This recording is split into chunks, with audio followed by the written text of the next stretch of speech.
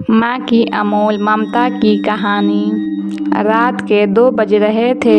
Phone की ring बजती है। 26 साल का आनंद नींद से जाग बड़ा खुश होकर फ़ोन को रिसीव करता है। खुश इसलिए होता है क्योंकि उसकी नई गर्लफ्रेंड बिना टाइम देखे कभी भी उसको फ़ोन कर देती है।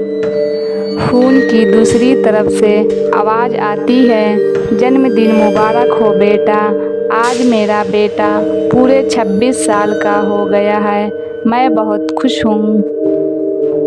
माँ की आवाज़ सुनते ही आनंद के चेहरे के एक्सप्रेशन बदल जाते हैं। वो गुस्से में बोलता है, माँ तुझे समझ नहीं आता क्या? इतनी सी बात के लिए मेरी नींद खराब कर दी। यह बात तो तू मुझे सुबह भी बोल सकती थी। इतना कहकर वह फ़ोन काट देता। थोड़ी देर बाद फिर से फ़ोन की रिंग बजती है। आनंद फिर से फ़ोन उठाता है और इस बार फ़ोन पर पापा होते हैं।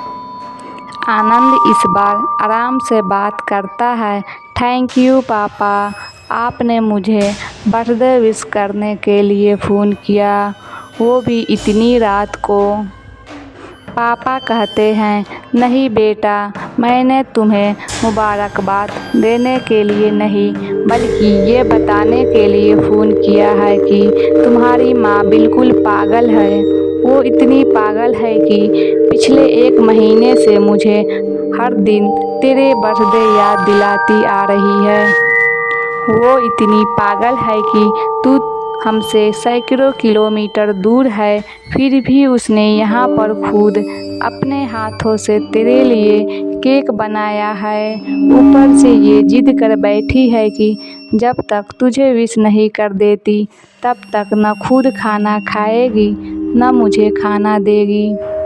आनंद सब ध्यान से सुन रहा था और उसे ये महसूस भी हो रहा था कि उसने अपनी माँ को फॉर ग्रांटेड ले लिया था। वो बोला, नहीं पापा, माँ बिल्कुल पागल नहीं है। पापा कहते हैं, नहीं बेटा, तू अपनी माँ के पागलपन को नहीं जानता, मैं जानता हूँ। वह तो 26 साल पहले ही पागल हो गई थी। जब डॉक्टर ने उसे कहा था या तो हम बच्चे को बचा सकते हैं या आपको, उसने बिना 1 सेकेंड भी सोचे बच्चे को बचाने का फैसला ले लिया और मुझे भी कसम देकर उस फॉर्म पर साइन करने के लिए मना लिया था जिस पर लिखा था उसकी ज़िंदगी इस ऑपरेशन से खतरे में और अगर उसे कुछ होता है तो उसके जिम्मेदार डॉक्टर नहीं होंगे। अब तू ही बता, बिना तुझे देखे जो औरत तेरे लिए मरने को तैयार हो जाए उसे हम पागल नहीं कहेंगे तो क्या कहेंगे? इतना कहकर पापा ने भी फ़ोन रख दिया। आनंद ने भी अब यह महसूस किया था कि वह जो कह रहा था वो भूल नहीं, गुनाह था। हाँ, एक बार किसी इंसान को दुख दो तो कोई बात नहीं, लेकिन भगवान को दुख देना गुनाह ही तो है। और माँ भगवान से कम नहीं होती। पश्चाताप के आंसू उसकी आंखों से बह निकले। सवेरा होते ही आनंद अपने घर की ओर रवाना हो गया। अपने माँ बाप से माफ़ी मांगने के लिए घर पहुँचते ही उसने पहले माँ से माफ़ी मांगी, जिसने उसे गले से लगा लिया। फिर वह अपने पापा से माफ़ी मांगने लगा। पापा ने कहा, कोई बात नहीं बेटा, जा तू वापस चला जा। तेरी माँ हमेशा कहती थी कि तू उसे बुढ़ापे में संभालेगा, लेकिन मैं उसे समझा दूंगा जैसे आज तक मैं उसे संभालते आया हूँ, ऐसे ही आगे भी मैं उसका ख्याल रखूँगा। उसे भी यह समझ लेना चाहिए, जो बेटा उसके एक फ़ोन करने से परेशान हो जाए वह उसे उम्र भर क्या संभालेगा।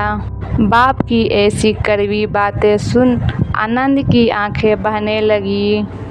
वो सर झुकाए अपने बाप के सामने चुपचाप खड़ा रहा। अपने बेटे को परेशान देख माँ आगे आती है और पापा को कहती है, जाने दीजिए, माफ़ कर दीजिए, हमारा बेटा है।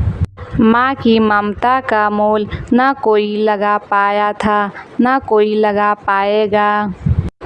9 महीने प्रसव की पीड़ा सहन करके हमें नई ज़िंदगी, नई दुनिया में लाने वाले माँ ही हमारी हर गलती को माफ़ कर सकती है। कहानी सुनने के लिए थैंक यू।